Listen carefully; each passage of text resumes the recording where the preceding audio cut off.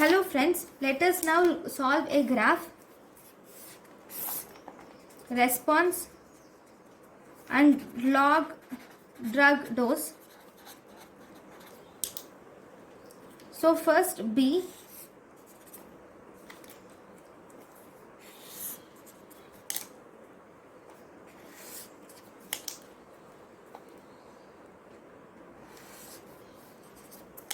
now which is most potent?